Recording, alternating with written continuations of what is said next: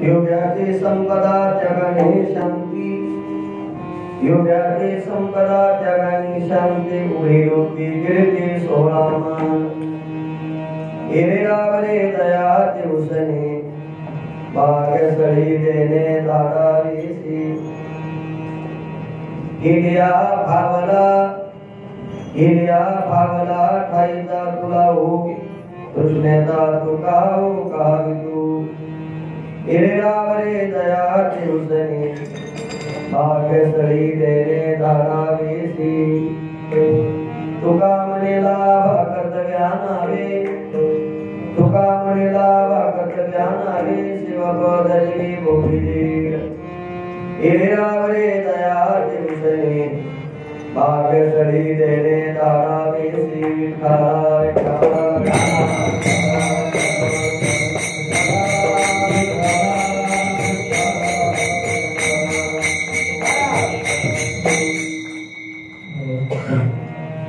समचरण सरोजं सान्द्रलीलां पुराणं जगन्निहितपाणिं मण्डनं मण्डनानां तरुणतुलसीमाला कञ्जनं कञ्जनेत्रं सदैवलहासं विठ्ठलं चिन्तयामि पाण्डुरङ्गा कुरुप्रथमं दुसरे चरणसन्तास्य ज्ञानदा प्रकादाने कथिता विस्तारो भवति सद्गुरुदासमुखा नमो ज्ञानेश्वरा निवृत्ति उदाहरण सुभान देवा मुक्ताबाई नमो त्रिभुवन पावनी नव्य जननी देवाची जानते गावे केलावास जासे नसा विउदास मस्तक ही पायावरी यावर करी संतांचा श्री संताचे माता चरणावरी साष्टांग ही करी दंडवत शरण शरण एकनाथा पाई माता ठेविला नगा बहु गुण दोष दास पायंता सोनो बंद लता प्रियनतया मामा श्री बोलली नामे शंकर शंकरा शिवकरा निसंगतो संगती पुण्य श्लोकिता पुण्य नगरिता मोती करा शुभरू आय्या संतवरा शिवकरा दांडे करा वंदितू सेवेला ही सेवक दानो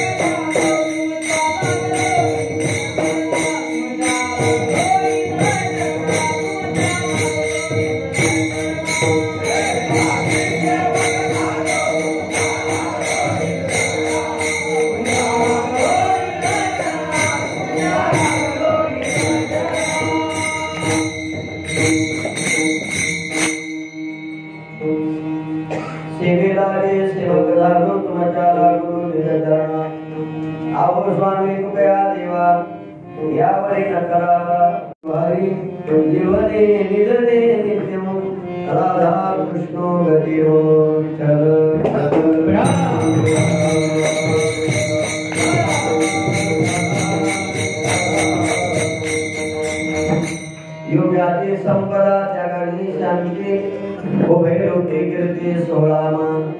हिरेरावरी जयाची उसनी भाग्यस्थळी देणी धारावीसी.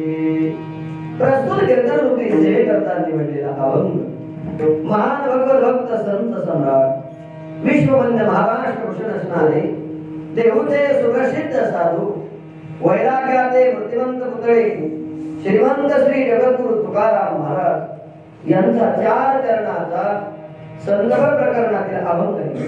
या अभंगामध्ये जगद्गुरु तुकाराम महाराज योगी जीवनातील संपदा सांगतायत ना.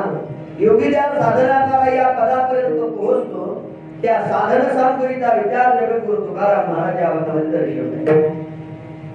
अभंग जगद्गुरु तुकाराम महाराजांचा अभंग सर्वांच्या परिचयाने पाठवतात. अभंगाचा जर शब्द रूपाने भाव पाहिला तर अतिशय सोपा आहे. योग्याची संपदा जगानी शांती. जो योगी आहे त्याची संपदा कोणती असेल तर ती त्याग शांती आहे. ज्यानं त्याग शांती संपादन केली त्याला योगी म्हणतात. आणि त्याचा उभय लोके कीर्ती 16 मान. उभय लोकात त्याची कीर्ती त्याचा 16 त्याचा मान. कीर्ती कोणाची 16 कोणाचा आणि मान कोणाचा. अर्जुनाची स्वर्ग लोकात कीर्ती नचिकेताची लोकात कीर्ती आमच्या संतांची उभारला ध्वज दिली लोकांवर. ही कीर्ती होण्याचं कारण काय. देवते संत निमित्त त्या प्रतिमा. हा उसळवारीचा व्यवहार आहे. जसं उसळवारीमध्ये मोबदला नसतो तसं देव आणि भक्ताच्या बाबतीत घडते. येरेरावरी दयाचे उसळी. आणि दुसरा पाठ असा आहे येरेरावरी दयाचे उसळी भाग्यस्थळी देणे दादाजीची. इथे दयाचं म्हटलं की ज्याचं त्याचं द्यायचं आणि दयाचं म्हटलं की देव आणि भक्ताचं घ्यायचं. म्हणून येरेरावरी दयाचे उसळी पण उत्तर देत असतात भाग्यस्थळी देणे दादाजीची. इथे भाग्यस्थळ शब्दाचा अर्थ होतो राजदरबार. मोठ्या माणसाकडे जायचं असेल तर संशयास्पद वस्तूंचा धाडा द्यावा लागतो. त्याचं कारण असं आहे आपण जिथून जन्माला आलो ते भाग्यस्थळ आहे. जिथे पोहोचायचं ते भाग्यस्थळ आहे. त्याच्या अगोदर प्रत्येकाला यमाच्या दरवाजात उभं राहायचंय आणि धाडा द्यायचा आहे. तो कोणता द्यायचा आहे. कामक्रोध विकाराचा पाप वासनेचा याची टोपी त्याची टोपी नेमकं काय सगळं फटर केलंय तो शोधतोय. आणि त्याला जर योग्य वाटलं तर तो भाग्यस्थळ म्हणजे भगवान स्वरूपाचं दर्शन आपल्याला करून देतो. येरेरावरी दयाचे उसळी पण उत्तर देत असताना भाग्यस्थळी देणे दादावीची. पण महाराज आम्हाला हे भाग्यस्थळ प्राप्त करायचंय आणि धाडा चुकवायचा त्याकरता आम्ही काय करावं. केल्या भावाला काहीता तुला हो तृष्णेचा तुका हो कावितो. काहीता म्हणजे परमात्मा स्वरूपाचा लाभ करा आणि परमात्मा स्वरूपाचा लाभ केल्याचा परिणाम तृष्णेचा तुका हो कावितो. तुमची तृष्णा शांत होईल इच्छा शांत होईल. यदा कदाचित मनुष्याच्या इच्छा शांत होतात तृष्णा कधीच शांत होत नाही. बरोबर टेकले शरीर पाया कोदुनी बांधली घर तैशी तृष्णा वाढिगल्या मेरू हाताळल्या. तृष्णा म्हणजे अलीकडच्या काळातल्या राजकारणी माणसासारख्याची अवस्था. तृष्णा अनजीर्णा वैमेव जीर्णा. उद्या सकाळी कोणता निर्णय घ्यायचा हे त्यांनी ठरवायचं. याचा अर्थ त्यांची तृष्णा अजून तशी म्हणजे समाधानी नाही. त्यांना जे मिळालं त्याच्यात आनंद नाही पण पुन्हा मला ते हवंच आहे याचा अर्थ तृष्णा आहे. बरोबर टेकले शरीर पाया कोदुनी बांधली घर तैशी तृष्णा वाढिगल्या मेरू हाताळल्या. आपल्याला वेळ मिळाला आपण चिंतन करू. ज्ञानोबा ज्ञानेश्वरच्या पहिल्याच अध्यायात वर्णन केले. 8 अध्याय फार लांब राहिले. प्रथम वयसा काळी लावण्याची नवाळी दिशांगणाची. ज्ञानोबा म्हणतात गाडवीला झालेलं पिलू इतकं सुंदर दिसतं आणि विषयी उपभोगी माणसाला ते विषया करता हवंसं वाटतं याचा अर्थ तृष्णा अनजीर्णा. म्हणजे ते पिलू गाडवीचं आहे का कोणाचं याचं त्याला घेणं देणं नाही पण माझी तृष्णा शांत होत असेल तर मी त्याचा उपभोग घेण्याकरता तयार आहे याचा अर्थ ही फार वाईट आहे. पण महाराज म्हणते ही तृष्णा शांत होईल आणि इच्छाही शांत होईल. पण याकरता काय करावं लागेल. केल्या भावाला खाईता तो लाभू. हे सरळ म्हणणं आहे पण अर्थ लावण्याकरता असं म्हणावं लागतं. खाईता तो लाभू केल्या भावाला. खाईता म्हणजे परमात्मा स्वरूपाचा जर आपण लाभ केला तर जीव जीव राहत नाही तर तो शिवपदाचा अधिकारी होतो. तो का म्हणेला अकर्तव्य नावे शिवपद भोगिली. तो अकर्तव्य स्थितीचा अधिकारी आहे. ही अकर्तव्य स्थिती प्राप्त होणं म्हणजे काही न करणं असं त्याचा अर्थ नाही. मनुष्यानं कार्य करावं पण मी करतो असं कधी वाटत नाही. पाण्यामध्ये कमळ आहे पण पाण्यापासून आलेच आहे. जगाचा धनी जगाचा चालक जगाचा मालक करतो अकर्तो अन्यथा करतो त्याची शक्ती तो सर्वाधीश परमात्मा सर्व सृष्टी चालवतो पण कधी असं म्हणत नाही. ज्ञानोबाने म्हटले नाही तो देखील आहे श्रवणी ऐकतो आहे पण सगळं करतो पण सगळ्यापासून आलिप्त राहतो. डाव खेळायचा असतो पण डावात जायचं नसते. ज्याला जमलं त्याला देवाचं कळलं असं माझं म्हणणं. तुका म्हणेला अकर्तव्य नावे शिवपदाची भोगी जो अकर्तव्य स्थितीला जीव प्राप्त झाला की त्याला कोणतंच कर्तव्य नाही म्हणजे तो जीवच राहत नाही तो काय होतो तर शिवपदाचा अधिकारी होतो. आता अजून सोपा अर्थ करतो. जीवाला जर शिवपद प्राप्त व्हावं वाटत असेल तर जीवानं त्याग शांती संपादन करा. अकर्तव्य स्थिती प्राप्त व्हावी वाटत असेल तर त्याग शांती संपादन करा. तृष्णा इच्छा शांत व्हावी वाटत असेल तर त्याग शांती संपादन करा.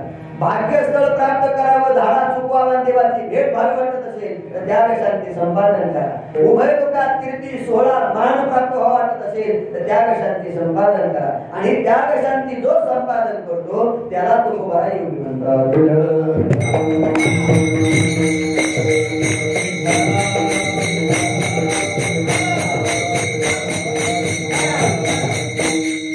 असा या अभंगाचा सरळ शब्द रूपाने भाव मी आपल्या समोर मांडलेला आहे. जवळजवळ अभंग आपल्या लक्षात आले. कीर्तनाला आरंभ करण्यापूर्वी 36व्या वर्षामध्ये आपण पदार्पण करत आहात म्हणजे 3 तप आपली पूर्णत्वाला गेलेली आहे. त्याच्यातल्या 2 तपापासून तुमचा माझा संबंध म्हणजे याचा अर्थ माझ्या अंदाजे 16-17 वर्षे माझे पण झाले असते. तेव्हापासून भगवान कृष्ण परमात्म्याची मूर्ती तीच आहे. मंदिरही तेच आहे माणसंही तेच. फक्त एवढंच आहे की इथं घर लहान झाले म्हणून जरा लांब लांब गेले असते पण माणसं सुद्धा उभा राहायच्या जागा सुद्धा फक्त इकडं होती. आता तुम्ही इकडे मला सगळे पाहत आहे. माझं मत फक्त सांगतो. आणि म्हणून हे 36 वर्ष आपण कार्य करत असताना जीवनेश रूप मला आठवतं सुरुवातीच्या काळाला आमचे हरिभक्ती महाराज जाधव महाराज आपले आळंदीचे बरोबर ना त्यासाठी थोडे गारुडे डोळे असायचे तिकडचाही सप्ताह चालू करताना तेच होत. आणि इथं पण आहे त्यामध्ये जुन्या मंडळीपैकी इकडे जाचक महाराज आहेत इकडे सुग्रीव महाराज आहेत इकडं त्याच्यानंतर आमचे तात्या पण आहेत आणि हरिभक्ती महाराज आमचे नवले मामा संभाजी महाराज पण या ठिकाणी आहेत. म्हणजे ही सगळीच मंडळी या ठिकाणी उपस्थित आहे आणि मी सुद्धा तुमच्यातलाच एक आहे. आणि म्हणून हा कार्यक्रम बऱ्याच दिवसांना माझ्या वाट्याला आला. एवढे दिवस लागले म्हणजे पुण्य तयार करायला लागले.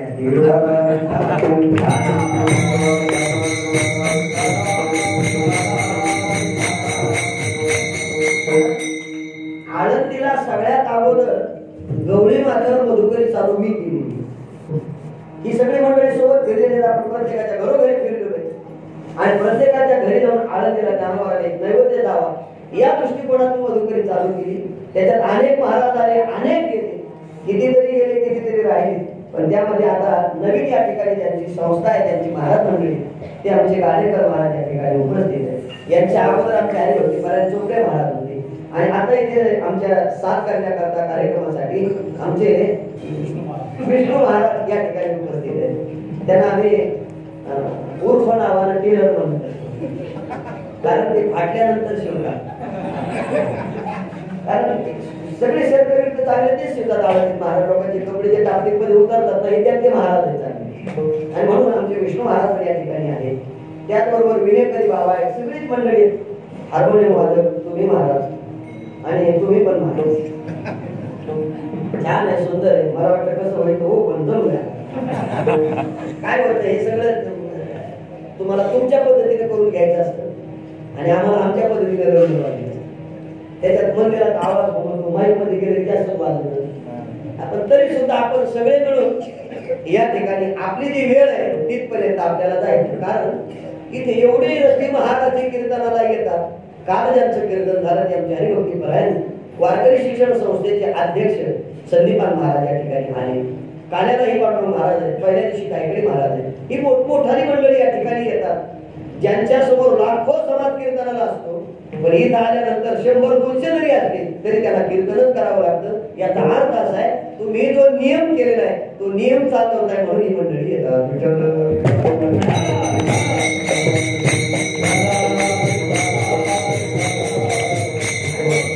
या दृष्टिकोनातून ही कीर्तनाची सेवा माझ्याकडे या मंडळाने दिली आणि देत असताना सेवके करावी सांगितले का ते टोटूकर कामा नाही बालक बाबाची दाढी गेली मोहन बाबाची जीव लागली ते समोसे नाचे बाल बोला बोले का वापरावी ते शोध करून मागवली देवी असं काम आपण केलं पाहिजे. या दृष्टिकोनातून तुकाराम महाराजांचा जो अभंग निवडलाय तो अभंग सर्वांना परिचित आहे. या अभंगामध्ये जगद्गुरु तुकाराम महाराज योगी जीवनातील संपदा सांगतायत नाम. योगी ज्या साधनाद्वारे या पदापर्यंत पोहोचतो त्या साधन सामग्रीचा विचार जगद्गुरु तुकाराम महाराजांनी करतायत. आपण जर या कलियुगाचा विचार केला तर या कलियुगामध्ये प्रत्येक मनुष्य देवाची साधना करतोय, देवाची भक्ती करतोय आणि देवाची उपासना करतोय. कोण करत नाही असा कोणताही जीव नाही, पण त्यामध्ये दोन फरक आहे. काही साधना सोपे आहे आणि काही साधना अवघड आहे. काही अवघडातल्या अवघड आहे आणि काही सोप्यातल्या सोप्या. उदाहरणार्थ एखादी गोष्ट सोपी वाटत असेल पण करायला लागल्यानंतर ती काय वाटते अवघड. अतिशय जवळचं उदाहरण सांगू. लग्नामध्ये उभं राहून हार घालणं फार सोपं आहे, पण आयुष्यभर बायको म्हणून वागवणं फार कठीण आहे.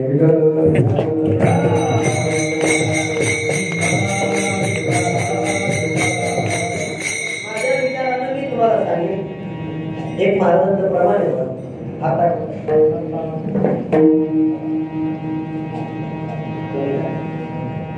मोडोनिया वाटा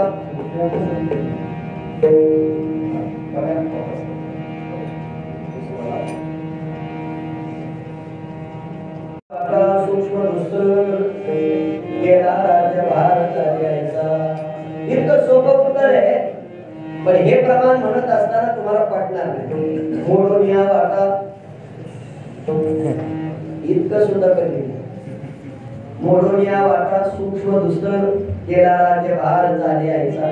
काही वाटा सोप्या आहेत आणि काही अवघड आहे. काही अवघडातल्या अवघड आहे आणि काही सोप्यातल्या सोप्या. उदाहरणार्थ मी तुमच्या गवळी मान्याला जर आवडलं नसेल तर मला तात्याने फोन केला. मी म्हटलं कसं टोले काय आला तिथून गोष्टीला तिथून मुलाची पाठल्या तिथून रघुल्या पाठल्या तिथून भरल्या वाढला तिथून चौक लागली त्याच्या खाली वाढला समुद्रात लागलं तिथून हे सांगणं सोपं आहे. ते सोपं आहे असं वाटत मला माहित नाही यांना माहिती. यांच्या कानाला फोन असं वळा, नवीन माणसाला असं वळा हे सांगणं सोपं आहे, पण वळता वळता कसं वळा जो विचारत आला त्याला. नवीन माणसाला येताना वाट कशी वाटते अवघड वाटते, पण एकदा कीर्तन संपलं नारळ हातात दिलं कोणत्या वाटेने जाऊ तात्याला विचारायची गरज म्हणजे तुम्हाला नाही कळलं. वाटा दोनच आहे, एक जन्माची वाट आहे आणि दुसरी मृत्यूची वाट आहे. जन्माची वाट विचारत येते, मृत्यूची कोणालाच विचारत येत नाही.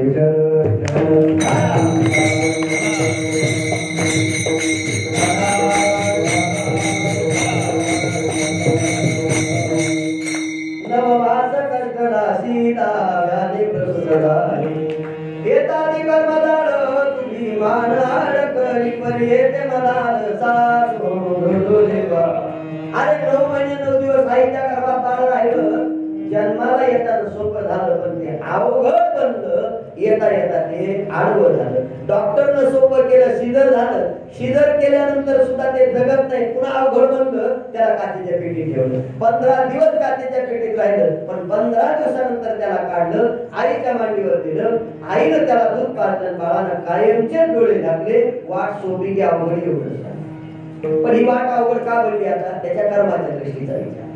नवमास कष्टराशी दाव्याने प्रसूत झाली येता ते कर्मला निमित्ताचा धरी डॉक्टर आहे त्यानं सोपी केली, पण कर्मातच जर वाईट असेल तर गोविंद महाराज जरी उघडून अंगाला लावला तरी उपयोग होणार काय. त्याच्या प्रारंभ आपण म्हणतो मस्त उपाय केले, पण शेवटी जे व्हायचं ते. कारण तुम्ही त्याची जन्माची वाट सोपी करताय, पण बघा काही माणसाची जन्माची वाट अवघड आहे आणि काही माणसाची इतकी सोपी आहे. दवाखान्यात निघालं गाडीत बसवलं आजगत जन्माला आलं, डॉक्टरची कशाची गरज नाही. याचा अर्थ त्याची कर्माची वाट आहे. बरं काही माणसाच्या मृत्यूच्या वाटा अवघड आहे आणि काही माणसाच्या मृत्यूच्या वाटा सोपे. तुम्ही म्हणाल कसं काय अहो सप्ताह चालू झाला पहिले दिवशी बोलले रामराम करत होते वारकरी देवाले कीर्तनाला येऊन आले मंदिरात जवळ आले महाराजांच्या हातात हात द्यायला सोपं आहे का नाही. पण काहीच्या वाटा इतक्या अवघड आहेत महाराज. लोक त्यांच्या वाटा पाहतात येण्याचे नाही, पण उलट असं आहे महाराज. ज्यांनी जाण्याची वाट पाहिली ती अगोदर जातात आणि ज्यांची वाट पाहिली असते ती तिथं प्रवचनाला येतात. हरी राम हरी राम अंतकाले जेव्हा माझं उत्तर फक्त एवढ्या करता होतं, कोणी कोणाची वाट पाहू नये. आपण 2 वाटेचा विचार करतोय, मोडोनिया वाटा, सूक्ष्म दुस्तर. मग काही वाटा परमार्थातल्या सोप्या आहेत आणि काही अवघड आहेत. अजून सोपं सांगू का? अजून सोपं. तू किती वेळा बोला? 8 वेळा. तुझं नाव काय? प्रणय. इंग्लिश मीडियम आहे, मराठी मीडियम? मराठी मीडियम. सगळ्यात सोपा पेपर कोणता आहे? मराठी. कारण मीडियमला कोणते आहे तू? मराठी. बरोबर. तू किती वेळा आहे? 7 वेळा. 7 वेळा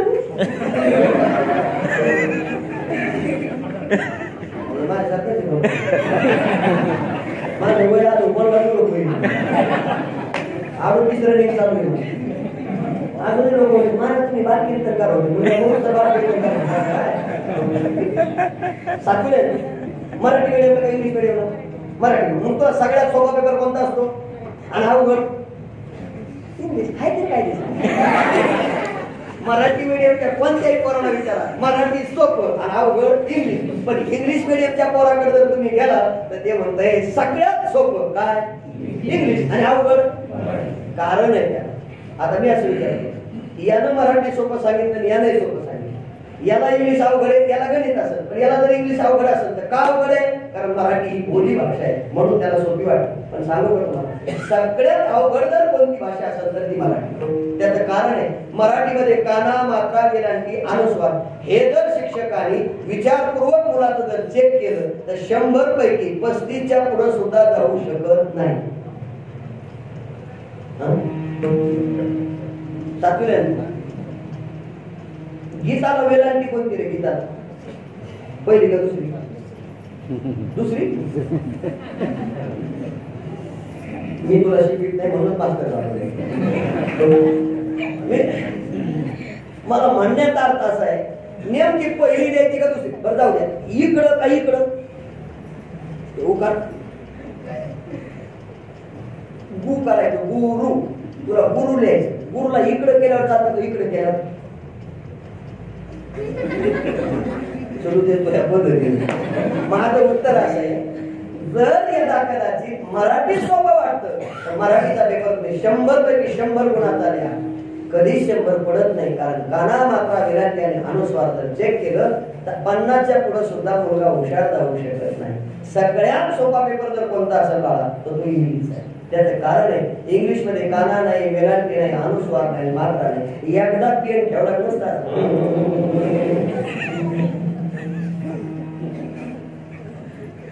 एक जण डॉक्टरकडे गेला. म्हणलं डॉक्टर पोटात आग होती. म्हणलं डॉक्टर एक गोळी दिली. म्हणलं इथंच की आणि 2 लिहून देतो मेडिकलवर. डॉक्टरला कागद काढायला असं ते कागद घेऊन घरात सगळ्यात दाखवला. डॉक्टरनं गोळी दिली आहे, कोणती आहे? मला कोणाच वाचता येईल. आणि खरंच आहे मला डॉक्टरनं दिलेलं फक्त मेडिकल वाल्यालाच वाचता येईल. म्हणून त्यांच्या दोघांचं जमलं. कोणाचं? आपल्याला कळतच नाही 35 पैसे चालले म्हणजे इंजेक्शन काय. काही इंजेक्शन महाराज 8 रुपयाचं इंजेक्शन 50ला दिले, 100 रुपये आणले राव. आता हे काय माहिती कोणाला? वस्तू किती आहे म्हणजे शिकणारा काय माझ्याकडे कोण राग म्हणून. माझं उत्तर मी मांडत होतो की आता मला सांगा, ही चिठ्ठी घेतली आणि घेतल्यानंतर सगळ्यांना दाखवलं गोळीचं नाव असतं. ती चिठ्ठी घेऊन मेडिकलवर गेला. मेडिकलवर 6वी नापास पोरग होतं, पण त्याला चिठ्ठी पाहिल्याबरोबर गोळी बरोबर दिली. सोपं कोणतं? त्याला अवघड आहे पण कळल्यानंतर सोपं आहे. मी का बोलत होतो? मोडून या वाटा, सूक्ष्म दुष्कर, केला राज्य बहार झाले ऐसा तो वाटा जाऊ द्या. आपल्या परमार्थाचं सांगतो. मला सांगा, ज्याला वाचन करता येतं त्याला पारायण करणं सोपं आहे. पण पारायण करणं ज्याला सोपं झालं असेल त्याला अभंग पाठ करणं अवघड आहे.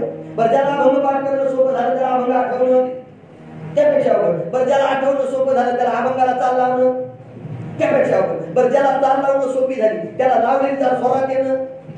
अहो तुम्हाला काय सांगावं, काय चाली येतात पण स्वरात येत नाही. आपण जर त्याला म्हणतो ना तुझी चाल स्वरात नाही, तुम्हाला शिकवतो त्या बापाला शिकवायला हे मान्य पण तुम्ही बघा, काही माणसाचा इगो इतका वाईट आहे महाराज, त्याला जर किंमत नाही मिळत तो मूर्खच याची नाकलीची भेटत नाही. म्हणजे आज याला येतात ही वस्तुस्थिती आहे. मला जर तुम्ही म्हणलात ना महाराज तुम्हाला जमत नाही, मी म्हणणार हे सगळी पण याच्यातला एक जरी येडा मला म्हणला की गोविंद महाराज म्हणजे एक नंबर, म्हणजे येड्याने किंमत करावी इतका छान आहे. तर तुम्हाला नाही कळलं वाटत. मूर्ख माणसाची गतीच ती आहे, त्याला कोणाचं शहाण्याचं करत नाही चांगले. अहो स्वरात येत नाही एखाद्याला आपल्याला सांगितलं असेल तर समजून चालायचं त्याला स्वर कळत असेल म्हणून सांगितलं. पण याला करायची प्रॅक्टिस केली तर स्वरात येणं सोपं होईल. पण स्वरात येणं जरी सोपं झालं असतं तरी त्या अभंगाची जी चाल आहे ती कोणत्या वेळेला म्हणायची कळणं कळली. आता साधं उत्तर कोणाचं कळजन उठले नारायण आनंदाने मुनी जन दिनी. हा अभंग तुम्हाला 3 ला म्हणायला सुरुवात केली. कधी म्हणायचं असेल आता एवढं ज्याला डोकं नाही त्याला आपण डोकं लावण्याच्या भानगडीत म्हणायचं. अरे कोणते अभंग कधी म्हणायचे त्याला शास्त्र आहे ना, मान्य नामस्मरण करण्याकरता काळ नाही वेळ नाही, पण अभंगाचं चिंतन करण्याकरता त्याला काळ आणि वेळ दिले. कोणता एखादा मनुष्य मला तिथं अभंग कोणता म्हणा जे ते दावे ते का कोणता अभंग वस्तुस्थिती होई काही माणसं म्हणायला येतात आणि आम्हाला सांगते कीर्तनकार होऊन बाबाची पिढ आहे का तुम्ही. आणि गेले 25 वर्ष माझी जिंदगी अजून मला वेळ लागला आणि तुम्ही आम्हाला शिकवताय. मी उत्तर का देतो, म्हणणं सोपं आहे, स्वरात येणं कठीण आहे. पण प्रॅक्टिसनं स्वरात येणं सोपं होईल. पण स्वरात येणं सोपं झाल्यावर तो अभंग तो राग त्याची वेळ ठरली. मालकोश कधी म्हणावं, आयरभैरव कधी म्हणावं, बागेश्वरी कधी म्हणावं, ललत कधी म्हणावं, तिलक खान कोणत्या वेळेला मला सांगा. मेघ मला राग म्हटल्यानंतर पाऊस पडत होता, दीप राग म्हटल्यानंतर दिवे लागत होते. आता आपण गायला लागल्यावर लोक दार बंद करते. म्हणजे काय बोलत थोडासा विचार केला पाहिजे कडे. म्हणजे त्या म्हणण्यामध्ये बरं जाऊ दे, यदा कदाचित प्रॅक्टिस केल्यानंतर तेही सोपं होईल. पण सगळ्यात अवघड जर कोणता असेल तर जो अभंग पाठ केला, त्याला ताल लावली, त्याला स्वरात आणलं, म्हणण्याचं कळलं, चाल कळली, त्या अभंगाचा अर्थ कळणं वारण्यात कळली. असे कितीतरी लोक आहेत त्यांना अभंग म्हणता येतात पण अर्थ लागत नाही. मी तुम्हाला अभंग म्हणून दाखवतो.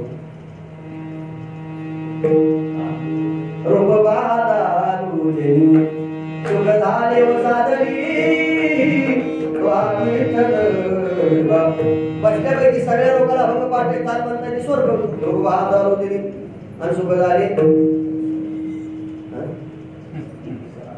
एक मला महाराज सांगू का, अरे सोपा आहे सांगा ना तुम्हाला. रोग सुख झाले साधनी किती जणी. मी म्हटलं 5, तुम्ही नावं सांगा. त्याला 5 जणीचे नावं सांगितले आणि नावं सांगितलं मला विचारलं म्हणून महाराज मला 6वी कोण आहे ती माहित नाही म्हणून ती बायको होईल. आणि अभंग पाठ होईल पण साधनी शब्दाचा अर्थ बुद्धी आहे. एका वकिलाच्या डिक्शनरीत सापडायचं नाहीये. ते कुठे सापडलं इथे आल्यानंतर. इथे ज्ञानोबारायनं साधनीशी संवाद केलेला आहे. पण कोणत्या साधनीशी? प्रवृत्ती कुशी साधनी कवन बोलली आंधळी. म्हणणं सोपं पण कळणं. तुम्हाला असा अजून एक अभंग सांगतो. आपण सगळे परमार्थिक म्हणतो. पती जन्मला माझे उदरी मी झाले तयाची नोहरी. पतिव्रता धर्म पाहू माझा सर्व परिपती भोगे होता. आता मला सांगा, नवीन जर मनुष्य कीर्तनाला आला असेल तर तो डायरेक्ट म्हणून महाराजांच्या गोळ्यात सांगतो.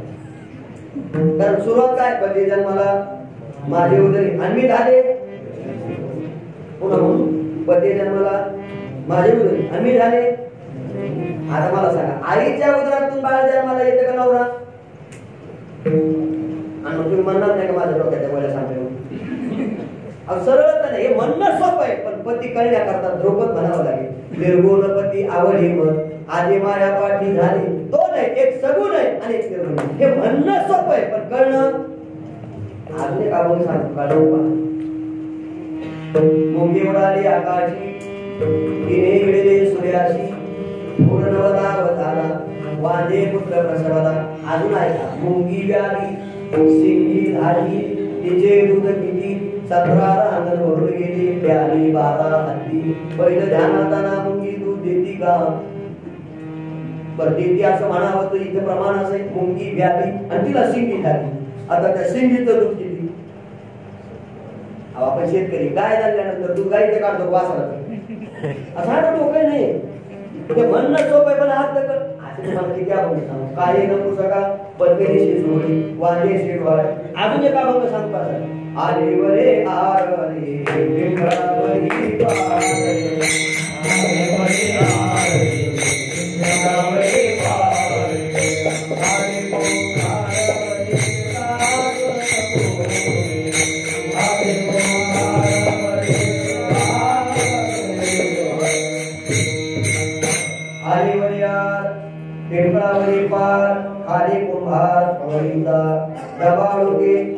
वराला वाढली पिंपळाला काकड्या लागल्या रे बैलवरला माळी ओला करड काळी ससावळी तो विठिरी निवृत्ती प्रसादी ज्ञानदेव म्हणी गुरु महिमा जानते अनुभवी विनरी बोलणं सोपे पण करणं बळीने अभंग म्हणताना बरं वाटतं आणि बरं यार एक मला असं पारते म्हणलं सांगा म्हणजे आमच्या गावात मारुतीचं मंदिर आहे मारुतीच्या मंदिरासमोर पिंपळात झाड आहे त्याच्या बुडाला दगडाचा बांधलेला ओटा आहे त्याला आम्ही पार होतो आणि तो बुडालाच आहे पण अभंगात कुठं सांगितलं हरिवरी आर आणि पिंपळावर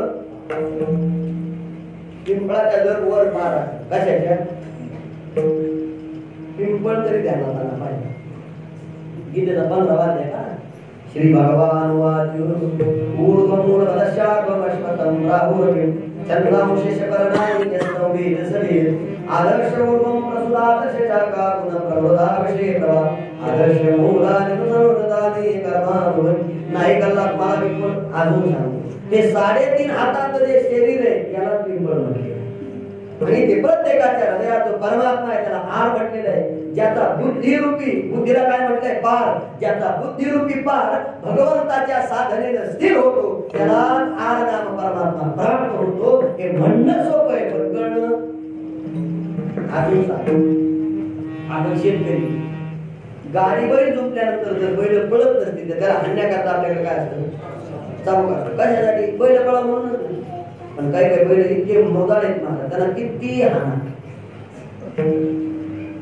गाडी बैल कीर्तनाला निघाले कुठं चाललो आजचा कीर्तन काय बस मला बसा बाबा कासरा हातात घेतला लगेच पण ते बैल निघालत ना मी बसले म्हणून मला वाटलं वजन वाढलं का काय म्हणून खांद्यावर बैलाचं बाबानं चाकू काढला माझ्या देखत एका बैलाला असा सपकन हाणला हाणल्याबरोबर अंगाला काटा आला म्हणलं बाबा मारू नका ते मुक जानवर आहे बाबा म्हणे ते मुक जानवर आहे पण कीर्तनाला जात नाही म्हणजे सरळ बाबा कोणाला म्हणत होते मलाच ना मी म्हणलं बाबा माझं काय चुकलं बाबा तुम्ही बसा तुम्हाला कीर्तनाला जायचं म्हणलं हो म्हणून मारू नका आम्हाला ते मुक जाण अहो मला कळतंय पुन्हा बाबांना कासरा घेतला पुन्हा दुसऱ्या बैलाला हाणल्यानंतर बैलानं पाय नाही उचलला आता मी असं विचारलं ठोका पडल्यावर निघालं बैलानं मागचा पाय तरी कुठं असं करायला पाहिजे असं करायला पाहिजे पण बाबानं ठोका हाणला की बैल जाग्यावर असा म्हणजे हा बैल किती वाईट टाकलेला आहे ते बोलतच नव्हतं मी म्हणलं बाबा मारू नका तो चाबूक घेतला त्याची दोरी तोड्यावर बाबांनी सांगितलं आता कीर्तन संपल्याशिवाय गाडी येत नाही मी म्हणलं पण गेलो पाहिजे मी कीर्तन करायचं ते जे टिपरू होतं ना त्याला समोर एक खेळा होता त्याला काही भागात आरी म्हणतात आणि काही भागात खराडी म्हणतात ती आरी दगडावर घासली त्याला टोप तयार केलं आणि दोघं गाडी करून सांगितलं बाबा मारू नका बैलाला फक्त असं टोचा बाबा म्हणजे टोचा नाही आका खेळावी आणला कोणाला तरी बैल कीर्तनाला नुसती गाडी निघाली आणि टोटी आळंद देऊन 6:45 निघाला मी तर 6:45 मी तुम्हाला नाही म्हणत माझ्यावर घेतले आता मला सांगा सकाळपासून हे मला आरी आणत बाबा कीर्तन आलो आता जाऊ दे मिळत बैलाचं एवढं मोठं शरीर होतं बाबाच्या चापकाचे 2 फटके बसले बैलानं पाय उचलला नाही बरोबर पण त्या बाबाच्या हातातल्या चापकाच्या टिपराची नुसती आरी टोचली तर बैल मागे पाहून पुढे पळतो ही शक्ती ज्याच्यात आहे तो आर नाम परमात्मा आपल्या प्रत्येकाच्या हृदयात आहे असून जर भेटत नसल तर या बैलाला कवडीची किंमत नाही हे भगवान अर्जुनाला सांगतात गीतेत सांगतात तस्मात् योगी भवार्जुन हे अर्जुना तुला तिथपर्यंत जाण्याकरता काय करावं लागेल यम नियम आसन प्राणायाम प्रत्याहार ध्यान धारणा आणि समाधी हे 8 अंग जोपर्यंत करत नाही तोपर्यंत कोणतीच साधना साध्यापर्यंत जाऊ शकत नाही महाराजाचं प्रमाण आहे महाराज शरीर शोषण प्राण विरोधन मनोदेहात योग उद पीडन गुण करी करी मल तदभंग पूर्व वायता श्रेष्ठ करोनी करी वो मलभंग ब्रह्मानंदे विसळे परी मुक्षुदंग ओम नमो भगवते राम कृष्ण वासुदेवा आता मला सांगा इथं बुधो आणि घ्यायचाय पण तो घेणं सोपं नाही 2 नागपुड्यात एक उजवी एक डावी हिला दुसरं नाव सूर्य आणि चंद्र हिला तिसरं नाव आहे एक इडा एक पिंगळा आहे आणि मध्ये वाजली शिशुम आहे एका नागपुडीनं श्वास आत घ्यायचा आत घेतलेला श्वास आतच थांबून ठेवायचा म्हणजे मनुष्य देव होतो हे बोलणं सोपं आहे पण करणं ज्यांना देव आहे तर त्यांनी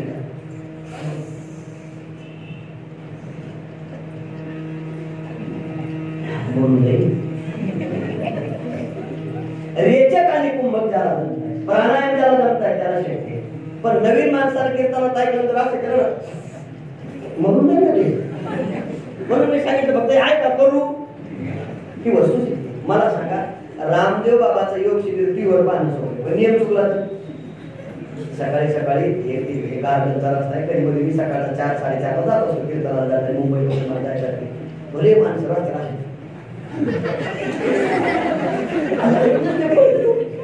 कामं नाही धंदे नाही राहिले काही. महिला पण महाराज काही कामं नाही चमच्यानं खाजन स्वयंपाकाचं जाय त्याला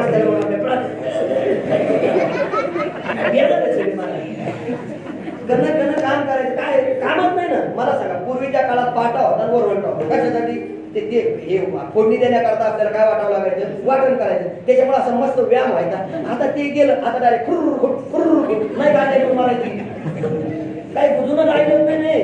पूर्वी लोक काही येणे होते का व्यायाम करणारे. आता ते टीव्हीवर जाऊ दे टीव्हीवर पाहून तब्येत कमी होती याला कपालभाती असं म्हणतात. आणि ते रामदेव बाबाचे पाहणं सोपं पण नियम चुकला तर कधी नाही. एका माणसाची शरीर प्रकृती जाग होती आणि ढिरी अशी मोठी मोठी असल्यामुळं बायको एक दिवस म्हणजे भाव म्हणजे काय चपाती पण थोडीच खात म्हणजे भाकरी ठेवून मी असं एवढं खाल्लं करा कमी करा. आता कमी करा म्हटल्यानंतर त्याला विचारलं लग्न होऊन 35 वर्ष झाले तुला माझी ढिरी कमी वाटली नाही आजच कसं काय तुम्ही मोठी म्हणजे काय नाही माझ्या बहिणीचं लग्न आहे आणि त्या लग्न सगळे असे डापटीत मध्ये काय लागलं कारण जे आहे ते आहे बरोबर ना जे आहे ते काय करू म्हणजे बायको लय वेळा अपमान केला म्हणजे वाईट आणि वाईट तुम्हाला कोणला विचारा म्हणून ते आता कीर्तन करा विचारून बाबा म्हणजे काय मेवणीचं लग्न लग्नाला जायचंय पण ही ढिरी मोठी बायकोला लई कंटाळा आल्यासारखा जरा कमी करून द्या. बाबाला सांगितलं सुधारा केला बाबाही वाईट टाकलेला होता.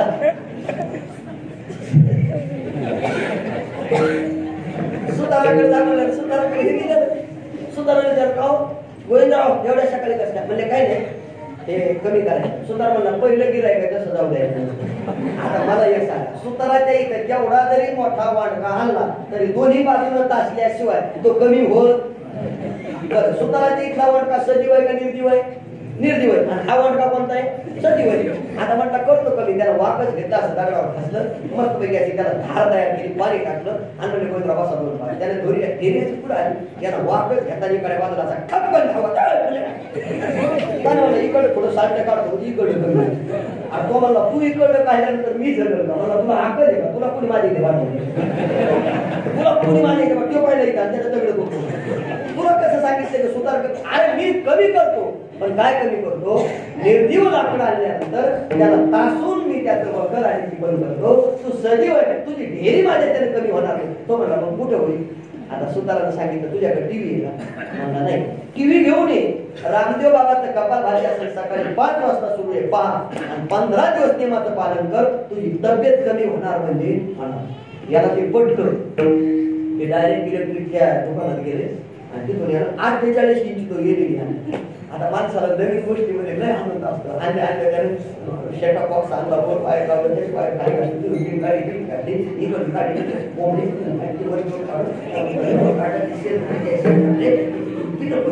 बटन टाकायला गेलं लाईट तुम्हाला काय तुम्हाला इतकं कसं बोलता येतं.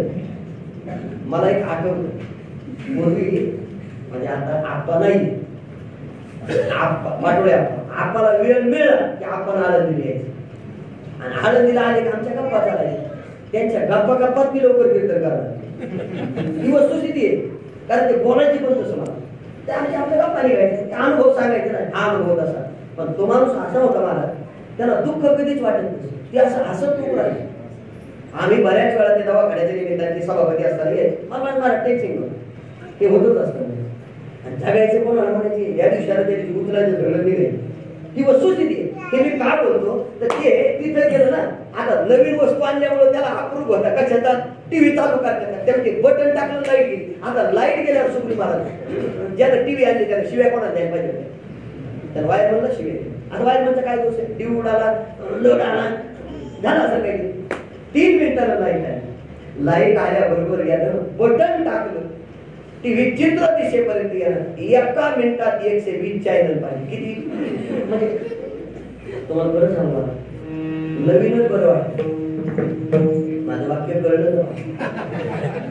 कोणत्याही टीव्ही नवीनच बघायचं, नंतर आपल्याच टीव्हीकडे पाहू वाटत. त्याच दिवशी बरं वाटतं. कोणत्या दिवशी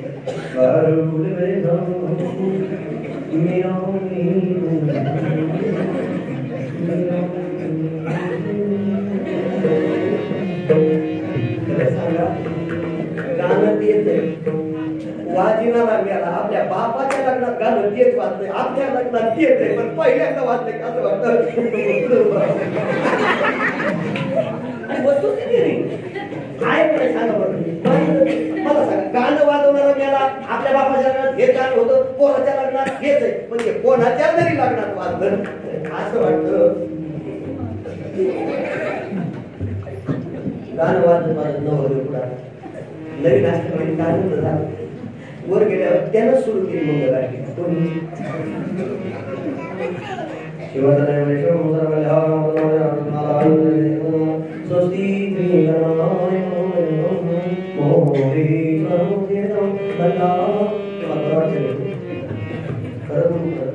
ज्यांचे ज्यांचे लग्न झाले असते ते कानात बोटं घालून बसले असतील. आयपाव सुद्धा वाटत, पण ज्यांचे झाले नाही ते म्हणते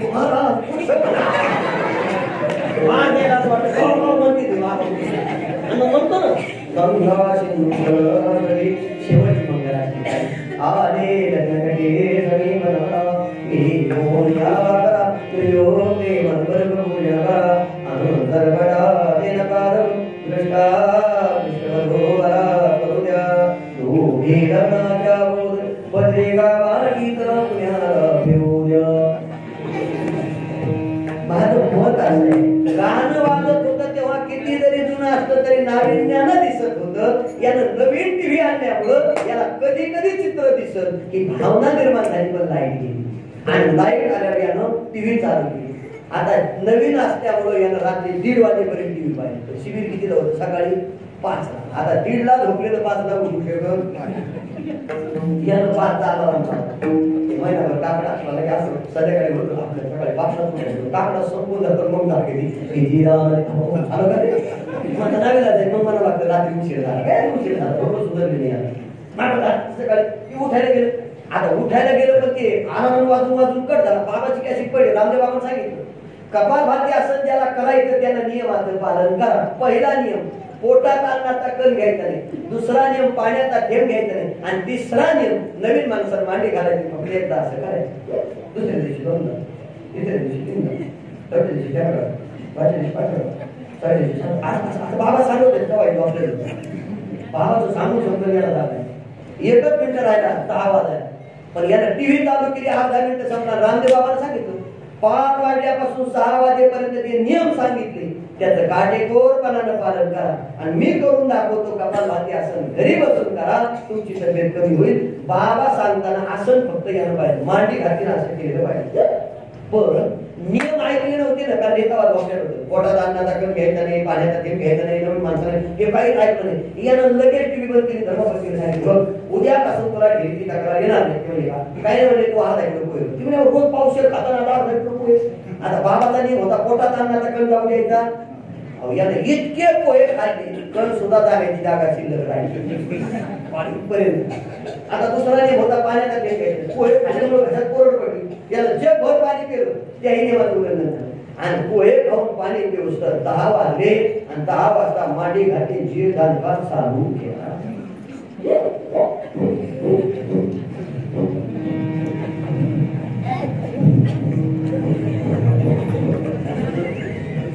दुपारी 12:30 छाती भरून आली जागा गेलं ते मरावं का लागलं उत्तर देतो. ऐका, दृष्टांत आहे पण नीट निरीक्षण करा. याला मरावं का लागलं? नियम चुकला. आता रामदेव बाबांना सांगितलेले नियम यानं ऐकले नाही, पाहिले नाही, यानं याच्या मनाने केलं, त्याचा परिणाम याला मरावं लागला. मग मला सांगा, रामदेव बाबाचं कपालभाती आसन करताना जर नियम चुकला तर मरावं लागत असेल. इथे हठयोग कुंड कुंडलिनी योग आणि सहयोग हे पुस्तकात वाचणं सोपे, करणं कठीण आहे, करणं त्यापेक्षा कठीण आहे. करू नका मी सांगतो. हातावरती मीठ घ्या आणि मीठाला रोज असे 21 दिवस जातं घासा. 21 दिवसानंतर तेच मीठ घ्या, आपली जीभ अशी वर उचला, त्याला एक खाली धागा आहे, त्याला 9 दिवस मीठ घासा. 21 आणि 9 30 एक महिना. एक महिन्यानंतर आपल्या डोक्याचे 2 केस उठतात. ज्या धाग्याला तुम्ही 9 दिवस मीठ घातलं त्या धाग्यावर दररोज सकाळी 1 मिनिट एक केस असे 2 दिवस फिरवा. 30 आणि 2 32 दिवसानंतर धागा तुटतो, त्याला योगशास्त्रामध्ये छेदन म्हणतात. जिभेचं छेदन झालं की जिभेचं दोहन करायचं. दोहन करणं म्हणजे पवित्र गावरान गाईचं तूप आणि आंबी हळद एकत्र होऊ द्या. ते किती दिवस? 13 दिवस. आता 32 आणि 13 जर गणित केलं तर 45 होतं. 45 दिवसानंतर हे मुरलेलं तूप आणि आंबी हळद जिभेला लावा अनुशापोटी आणि जिभेला असं मळवा. पण मळवता मळवता ही थोडी थोडी थोडी थोडी थोडी थोडी थोडी थोडी अशी ओढा. पण हे किती दिवस करायचं? हे 26 दिवस करायचं. आता 45 दिवसापासून पुढे 26 दिवस जिभेला लावलं आणि ती भाषा हळूहळू हळूहळू हळूहळू मळवली. मळवता मळवता ती थोडी थोडी थोडी थोडी अशी बाहेर आहे. हा जिभेचा शेट आणि जी बेबीपर्यंत बाहेर एवढी जी बाहेर सोडून देऊ नका तिला. बाहेर आले ना मग तिला असं उठला हातात घ्या, सकाळी असा पिळा मार. पिळा मारला की आपला धागा तुटतो, जी पूर्ण मोकळी होती. हे ठिकाण आणि हे ठिकाण एक राहिलं असतं, आतमध्ये जागा राहत नाही, जीभ खेळती राहते. पण त्या जिभेला पुन्हा हात ठेवायचं जशाच तसं जिथं होती तिथं. मग काय लोटायची नाही. एक तांब्या पाणी घ्या, डाव्या नाकपुडून पाण्याची धार चालू करा आणि उजव्या नाकपुडून श्वास घ्या. पाणी आणि श्वास जर तुम्ही बरोबरच घेता ना, हळू हळू हळू हळू हळू हळू संपूर्ण जीभ आत जाते, पण जाऊ द्यायची नाही. दातापर्यंत आली की जिभेच्या खालचे 2 धागे तोडलेले म्हणून जीभ सटकू शकते. म्हणून डाव्या हाताचे पहिले 2 बोट जिभेच्या खाली आणि बसवा, त्याच्यावर ती जीभ राहते. पुन्हा तिथून ती जीभ आत जाते. आत गेलं की पडजिभे, जिभेच्या शेल्याचा स्पर्श पडजिभेला झाला. हे 2 बोट आहे, त्याच्यावरती जीभ आहे. ही बोट असे वर उचला. वर उचलली की जिभेच्या पाठीमागे जे छिद्र आहे त्या छिद्रामध्ये हा जिभेचा शेंडा, पडजिभेच्या पाठीमागचं जे छिद्र आहे त्या छिद्रामध्ये हा जिभेचा शेंडा जाऊन बसतो. पडजीभ लागल्या जाते. तोंड लावून घ्या. इथं चंद्र नावाचं तळ आहे, त्यातून एक थेंब पडतो आणि साधक हजारो वर्ष जगतो. सोपं की अवघड एवढंच सांगा. योगी बनायचं का नाही ते अजून पुढं सांगा. ज्यांना सोपं वाटतं त्यांनी करा.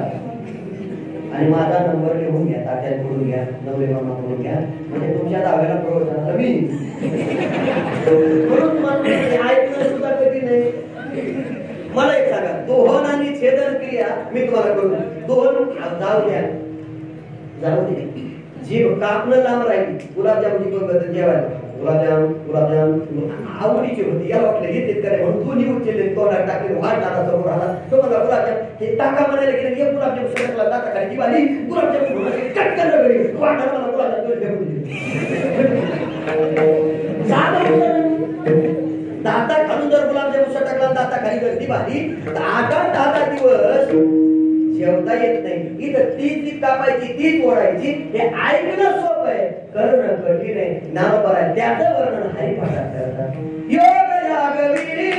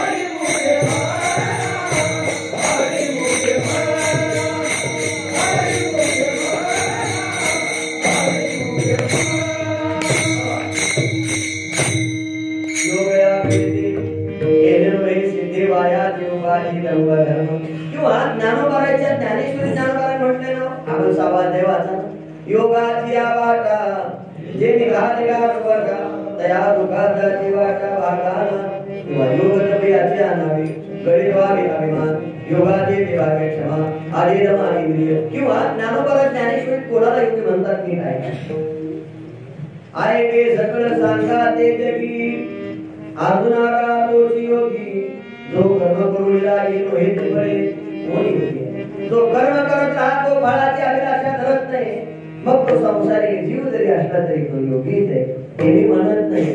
ज्ञान राजवादी योगाची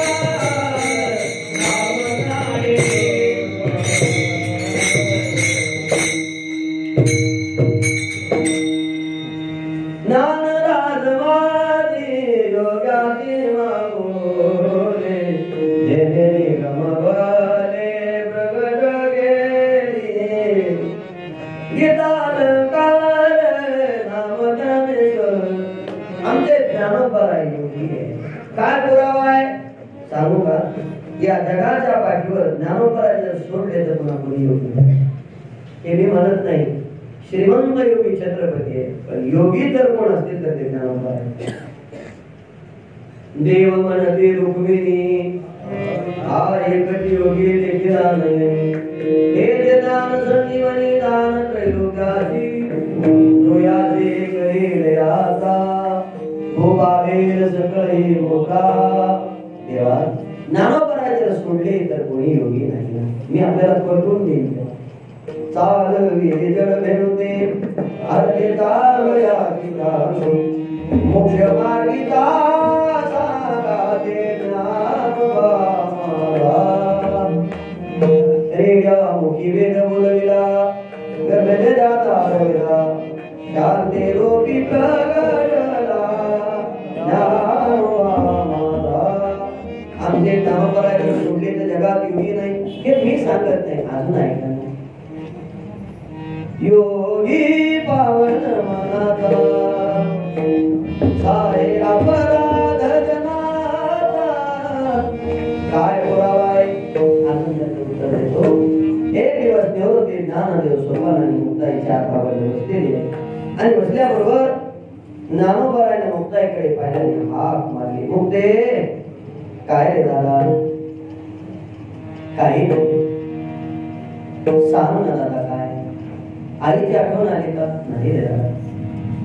काय पाहिजे? काही नाही मुक्ते, आज मला तुझ्या हातचं भांडं खाण्याची इच्छा. मुक्ताबाई पटकन उठल्या, झोपडीमध्ये चक्कर मारली.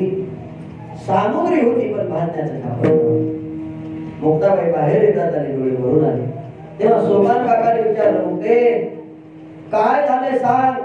काही नाही म्हणते. ज्ञान दादाला भूक लागली, आपल्याकडे सामुग्री पण भांडण्याचं खापर नाही. मी आत्ता गावात जाते आणि घेऊन येते.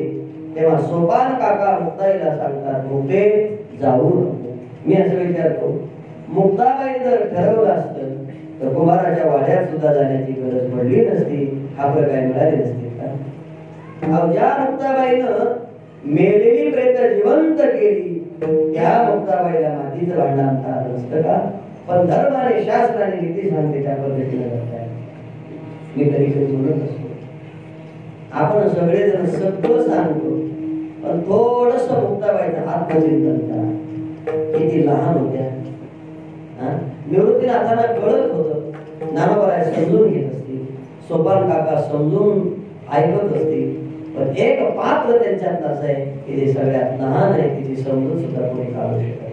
कधी कधी असं वाटतं हे असं देवानं काच केलं, पण विलास नाही, आम्हाला तिथपर्यंत जाणं शक्य होणार नाही. पण मुक्ताबाई पटकन उठतात आणि गावामध्ये कुंभाराच्या वाड्याला येतात. हाक मारतात कुंभारी मावशीला, आई साहेब. कोणाची गतू? विठ्ठल पंतांची. नाव काय सांगितलं? विठ्ठल पंत. माझी आई आणि बाप आम्हाला सोडून गेले, काय हवंय तुला? म्हटले काही नाही, माझ्या ज्ञानदाताला भूक लागली, मातीचं भांड द्या. त्याला बरोबर म्हणताय ते खापर द्या. देते म्हटले, पण माझं काम आवरल्यानंतर. मुक्ताबाईला असं वाटलं इथं काम आवरणार नाही लवकर, तोपर्यंत ज्ञानदाताला भूक लागेल. आई साहेब मी तुमच्या घरातली कामं करते ना. आमच्या मुक्ताबाईनं जुनं काम केलं, वर ठेवलेलं खापर काढलं मुक्ताईच्या हातात दिलं. मुक्ताबाईनं खापराला स्पर्श केल्याबरोबर डोळे भरून आले. का? ज्ञानदाता व्याकुळ झालाय ना, आता जाते, मांड तयार करते आणि माझ्या दादाला खाऊ घालते. घराच्या बाहेर प्रवेश केल्याबरोबर त्या घराच्या बालकाने मुक्ताईला अडवले आणि विचारलं, काय नेतेस? म्हटले, खापर. नेऊ नकोस, आमच्या घरातलं मातीचं भांड तुला दिलं हे जर गावाला कळलं आणि काकाला जर कळलं तर आम्हाला गाव सोडून जावं लागेल. आणि शब्द वापरतात समोरून काका दिसले. खापर हिसकाटून घेतलं. मुक्ताबाईने पुन्हा खापराला स्पर्श केला. काका जवळ आले, विचारलं, काय नेतेस? काही नाही, मातीचं भांड. नेऊ नकोस. उलट त्या कुंभार काकाला, त्या ब्राह्मण काकाला सांगितलं, अरे हिनं मातीला स्पर्श केलाय, माती वाटते. तेव्हा काकाकडे पाहून मुक्ताबाई म्हणतात, काका मातीला स्पर्श केल्यावर जर माती वाटत असेल तर आम्ही कोणाकडे जायचं काका? आम्हाला आई नाही, आम्हाला बाबा नाही. नका आम्हाला मातीचं भांड देऊ, पण माती वाटते असं तरी म्हणू नका काका, कारण ती माती म्हणजे शेवटी आपल्या सगळ्यांची मातीच होणार आहे. मला शिकवतस? राग राग मोठा सगळं लाल मारली. मुक्ताबाई खाली पडल्या, पायाला लागलं आणि रडत रडत आपल्या दिशेने निघतात. झोपडीकडे जात असताना वर पाहावं आणि मुक्ताबाईनं आईचं स्मरण करावं. आई कोण आमची माय होई? थोडासा पाऊल पुढे टाकल्यावर विठ्ठल पंतांचं नाव डोळ्यात. बाबा आम्हाला झोपेत टाकून एवढ्या करता तुम्ही गेलात ना. मी म्हणत असतो बापाचं मुलीवर किती प्रेम आहे. मी कोणत्या कथा सांगणार नाही, पण पुरावा सांगतो. जगद्गुरु तुकाराम महाराज जेव्हा वैकुंठाला निघाले त्यावेळेला भागीरथीनं शेवाया केल्या होत्या. आत्मचिंतन करा. आणि शेवाया केल्यानंतर महाराजाला त्या शेवाया वाढायच्या होत्या. महाराजांना शेवाया खाल्ल्या नाही, महाराज गेले. भागीरथीने एवढा दावा केला, जगाच्या पाठीवर हा पुरावा जिवंत नाही. बापानं लेकीच्या शेवाया खाण्याकरता वैकुंठाहून यावं, यापेक्षा जास्त प्रेम बापानं कुणावर केलं नाही. माझं मत तुम्हाला वेगळं वाटेल पण सांगतो. 8 महिन्यापूर्वी माझे वडील गेले. शेवटी प्रत्येकाला जायचं सगळं माहिती. 20-25 दिवस मी गावी होतो. बहीण शेजारच्या गावात आहे, फार लांब नाही. रोज रडायची. मी असा विचार केला, ही जर अशी रडत राहिली तिच्या प्रपंचाचं काय? निघायच्या दिवशी मी तिला जवळ घेतलं, तू का रडतेस? शेवटी एक दिवस प्रत्येकाला सोडायचा असतो. तुला असं वाटतं का की तुला दिवाळीला कोणी बोलवणार नाही, तुला कोणी साडी घेणार नाही, वडील नाही म्हणून तुला असं वाटतं? आमच्या बहिणीने दिलेलं उत्तर आहे, मी अनुभव माझे स्वतःचे सांगत असतो, जगात मला माहित नाही. माझी बहीण म्हणे, महाराज तुम्ही 5,000ची साडी घेता, सांगू रोज सकाळी गाईनं दूध बाबानं काढून आणल्यानंतर दुधाचा तांब्या भरायचा आणि स्वतः चहा प्यायच्या अगोदर तांब्याभर दूध रोज माझ्या बापानं माझ्या दारात सकाळी घेऊन उभं राहायचं आणि मला रोज माझ्या बापाचं दर्शन व्हायचं. आता पण आयुष्यात मला बाप भेटणार नाही आणि दुधाचा तांब्या घेऊन दारात माझा बाप मला दिसणार नाही. तुम्ही लाखाची साडी घ्या पण तांब्याभर दूध देणारा बाप मला कोण देत असेल तर सांगा. हे मी का एक लक्षात ठेवा, आयुष्य कसं हे बघा, मुलीकडून एखादी चूक घडली असेल पण 10 वर्षानंतर मुलीनं बापाला सांगितलं ना, मी चुकले, माझ्याकडून होऊ नये ते घडलं, मला माफ करा, एका मिनिटात सगळं विसरलो. हे बापाचं अंतःकरण आहे, हे प्रत्येक मुलीनं स्मरणात ठेवलं पाहिजे. नाहीतर लग्न केले की तक्रार बापाच्या नावाची लिहितात, आळंदीत असा होत आणलाय असेल. हे आम्ही पाहतोय, माझं मत मांडतोय मी. कशा करता हे सगळं? मला सांगा, मुक्ताबाईला खापर आणता नसता काय? मुक्ताबाईला दारात कोणाला जायची गरज होती? पण लाभ लागल्यानंतर हात जोडले स्मरण कोणाचं केलं? आई किती आमचा अंत पाशी, पण नाव शेवटी बापाचे घेतलं. बाबा कोण आम्हाला माय दी? काय शब्द आहे? बाबा कोण आम्हाला माय दी? तेव्हा हात जोडत झोपडीच्या जवळ गेला सोपान काढायला पाहिजे, हात मारली. मुक्ताईनं तो आवाज ऐकल्याबरोबर अगदी वाऱ्यासारख्या पडतात. सोपान काकाला मिठी मारतात तेव्हा सोपान काका बोलतात, मुक्ते तुला कोणी मारलंय का नाही? तुला कोणी बोललंय का नाही? सांग तुला काय झालं? तेव्हा मुक्ताबाई म्हणतात सोपान काकाकडे पाहून, दादा कोण आपली माय होईल रे? ज्ञानदादाला भूक लागली, खाबर सुद्धा आपल्याला कोणी देत नाही. एवढ्या करतात आपल्या माय बापाला देहांत प्रायश्चित्त घेतलंय ना, कोण देईल ज्ञानदादाला खाबर? निवृत्तीनाथाने आवाज ऐकला, ते बाहेर आले आणि पाहतात तर दोन्ही रडतात. निवृत्तीनाथानं दोघांना जवळ घेतलं आणि विचारलं, मुक्ते सांग तुला बाबाची आठवण आली का नाही? आईची आली का नाही? मग तुला काय झालं? त्यावेळेला मुक्ताबाई सांगतात, दादा तुम्ही मोठे आहात, आई गेली बाबा गेले कधी बोलले नाही, पण माझ्या ज्ञानदादाला भूक लागली, मला तुम्ही खापर आणून द्या. ज्ञानदादाला मांड वाजायचे. निवृत्तीनाथाला सुद्धा मुक्ताबाईला खापर देता आलेलं नाही. ते धरणीवर पडतात, कडवळा बोलतात आणि हंबरडा फोडतात. हे ज्ञानोबाईने पाहिलं, निवृत्तीदादा रडतोय, सोपाना रडतोय, इथपर्यंत ठीक आहे. पण मुक्ताबाई रडलेलं ज्ञानोबाईने पाहिलं आवडलं नाही. कारण आई गेल्यापासून आईनं जबाबदारी कोणावर दिली होती? ज्ञानदादावर. हात मारली, मुक्ते ज्ञानोबाईच्या दिशेने मुक्ताबाई पडतात. ज्ञानोबाईने मांडी घातलेली मुक्ताबाई आपल्या मांडीवर घेते. गैरून आल्यावर ज्ञानोबाई विचारतात, मुक्ते सांग तुला काय झालं? मुक्ताबाईला म्हणते एकच शब्द आहे, दादा तुला मांड खाण्याची इच्छा आहे, पण या जगात कोण आपली माय होईल? खापर सुद्धा आपल्याला देत नाही. ज्ञानोबाई म्हणतात, मुक्ते खापर मिळाले म्हणून काळजी करू नको, तू मांड तयार कर. आमच्या मुक्ताबाईने मांड तयार केलं. ज्ञानोबाईने दोन्ही गुडघे टेकवलेले. ज्ञानोबाई मुक्ताबाईकडे पाहून म्हणतात, मुक्ते ज्या लेकराला कोणी स्वीकारत नाही ना, त्या लेकराला माय स्वीकारते. गुडघे टेकवले आणि टेकवल्याबरोबर ज्ञानोबाईंनी योग सामर्थ्याच्या बळावर जठराग्नी प्रज्वलित केला. तेच तत्व जागृत केलं. पाठ लाल गेली. मुक्ताबाईने पाठ पाहिली, मांड पाठीवर टाकून बाजून ताटात ठेवून कडकडून मिठी मारली. जेव्हा मिठी मारली तेव्हा मुक्ताबाई ज्ञानोबाईंना बोलतात, दादा तुझी लाल झालेली पाठ पाहून अंतःकरणाला वेदा होता, बघू बरं किती लाल झाली म्हणून पाठवून हात फिरवला. हात फिरवल्याबरोबर ज्ञानोबाईच्या मुखातलं वाक्य, मुक्ते माझी लाल झालेली पाठ पाहून तुझ्या अंतःकरणाला वेदा होता, पण माझ्या ताईनं पाठीवर हात फिरवल्यावर ही पाठ केव्हा शांत झाली हे मला कळलं नाही. हा सगळ्यात मोठा जिवंत पुरावा आमच्या ज्ञानोबायांचा नामदेवरायाने सांगितला. ज्ञानराज माझी योगाची नामूर्ती जेणे निगमवली प्रगट केली, आणि त्या योगाची संपदा तुकोबाराय पहिल्या चरणात सांगतात. योगाची संपदा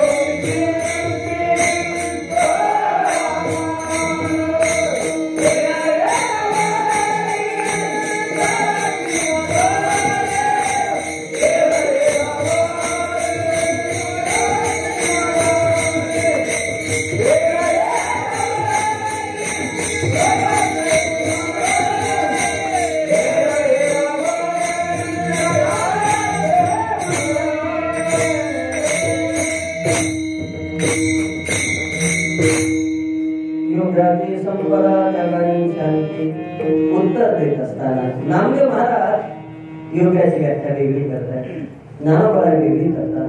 तुकोबाराने सोपी केली. योगाची संपदा त्याग आणि शांती. इथे त्याग आहे, शांती आहे, परमार्थामध्ये त्याग आहे, साधन आहे आणि त्याची पूर्णता जर कोणती असेल तर ती शांती आहे. मी सगळा वेळ नाही घेणार तुमचा, पण संपवतो. पाहिलंच नाही गाड्यावरती योगाची संपदा त्याग आणि शांती. इथे त्याग शब्दाचा अर्थ वेगळा आहे आणि संपदा शब्दाचा अर्थ वेगळा. संपदा शब्दाचा अर्थ संपत्ती, ऐश्वर्य. पण गीतेच्या 16 अध्यायात बोलले अभयम सर्वसंशोधे ज्ञाने गुरुवस्तिरो दानंद वशते स्वाध्याय सभाते दया बुद्धी सुरू मार्ग विचार धीरजा व्रत. इथे भगवंताने दैवी संपत्तीचे 26 गुण सांगितले आणि आसुरी संपत्तीचे 6 गुण सांगितले. 6 गुण 26 गुणाला सुधरू देत नाही. म्हणून संपत्ती कामाची नाही. मग कोणती संपत्ती? तर त्याग आणि शांती. आम्हा घरी धन सगळं सगळं उत्तर आहे. पण महाराज त्या त्यागाचा विचार करत असताना नावकरांना देवी बुद्धिवंत जीवी अहंता सागवणी पायी साठी द्याशी संसार. माऊली म्हणतात अहंता सागणं संसार निर्माण जाणं हा त्याग आहे. हा नाही जमला त्याग तरी ऐसा करा अहंकारा तेवढा भक्ती केले मन वैराग्य तो त्याग ज्ञान परमी भोग देहाच्या निराशी पाविले आकाया माझे ऐसे काय काम क्रोध वरचे खाली तुका म्हणे दिलोनी इंद्रियाचे धनी सगळे प्रमाण सांग जाई हो तुम्हाते नगरीसा आम्ही विष्णुदास देसे नो. तुकोबाराकडे श्री पाठवले. तुकोबारांना आम्ही विष्णुदास अजून थोडंसं उत्तर देतो. या हिंदवी स्वराज्याचे संस्थापक छत्रपती शिवाजी महाराजच्या काळात उदाहरण आहे. कल्याणच्या सुभेदाराचे छत्रपती शिवाजी महाराजांच्या दरबारात आहे भोग भोगण्याचं सामर्थ्य भोग प्राप्त आहे. परक्याची स्त्री झाली म्हणून महाराज अंगीकार करत नाही. उलट म्हणतात आई साहेब या स्वराज्यात तुमचं स्वागत आहे. चोळी वागडी करतात, पालखीत बसवतात आणि गावाच्या गावात अंधन देतात. आणि सुभेदाराच्या सुनीला आई म्हणून स्वीकारणारा या भारत देशात पहिला गेला तर कोण असेल तर छत्रपती शिवाजी महाराज. आपल्याला मान्य करावं लागेल. याचा अर्थ हा त्याग आहे. आम्ही करू शकत नाही का? आम्ही करू शकतो. पण आपल्याकडे त्याग आहे. पण कधी रोग झाल्या, डायबिटीज झाली की त्या कशाचा दात पडली की त्या सुपारी वय निघून गेले लोक बोलले लग्न काय आपल्या बरोबर आहे तुझे ते बोल याला आहे का काय बोल म्हणून फिरगावात आता आणि सरळ नाही भोग प्राप्त असावे, भोगण्याची शक्ती असावी आणि मग त्याचा काय असावा?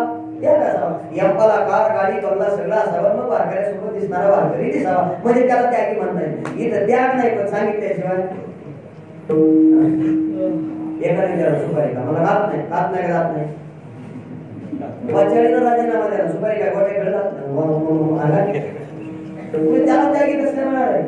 पण त्यागी होऊ शकत नाही. परमार्थामध्ये त्याग ही साधन आहे. आणि खरं सांगू परमार्थिक मनुष्य गरीब असेल, परमार्थिक माणसाचे कपडे मिळालेले असतील, परमार्थिक माणसाकडे संपत्ती नसेल आणि परमार्थिक माणसाकडे जर त्याग असेल तर टाटा बिर्ला श्रेष्ठ तोच माणूस आहे हे आपल्याला मान्य करायचं.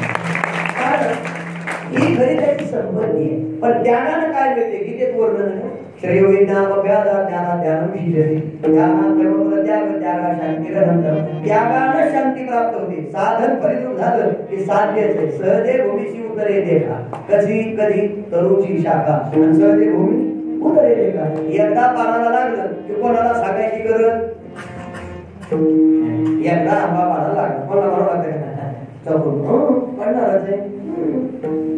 बगर पाडाचा आंबा घरी नेला तर तो साडणार. पण पाडाला लागलेला तर घरी घेऊन गेला तर तो परिपक्व अवस्थेला गेल्यावर तुम्हाला काय म्हणताय? रस देणार आहे. तसं त्याग ही साधना जर परिपक्व झाली तर त्याला शांती मिळते. आणि शांतीला काय प्राप्त होत आहे का? ज्ञाता ज्ञान आणि ध्येय ही त्रिपुटी जिथे मावळते ती अवस्था शांतीची. मिळवली ज्ञाते ज्ञाता ज्ञानी मागवते आरोग्य निरोगी ते शांती वेगा शांती होते ती तिथे कुठे गाळवली शांतीवरती राहायचो हेरा हवे लोक म्हणून शांती धरा उतराला पहिलं दिला यवनांगावरी तुंकला प्रसाद देवरी मुक्त केला. अशी त्याग शांती ज्यांच्याकडे आहे ते योगी होतात आणि कोणत्या पदाला जातात? तो का म्हणे लाभ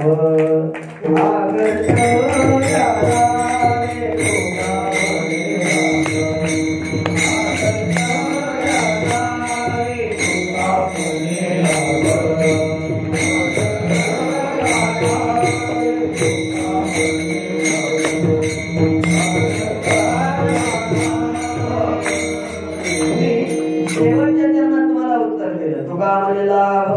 कर्तव्यानावे योगी पदाला प्राप्त झाल्यावर ते कोणत्या स्थितीला जातात तुका म्हणेला अकर्तव्यानावे शिवपद जे भोगले या कर्तव्य स्थिती ज्या ठिकाणी आहे ते अकर्तव्य स्थिती आपल्याला प्राप्त व्हावी याकरता आपलं कर्तव्य आहे त्या ठिकाणी शांती संपादन करणं विठोबा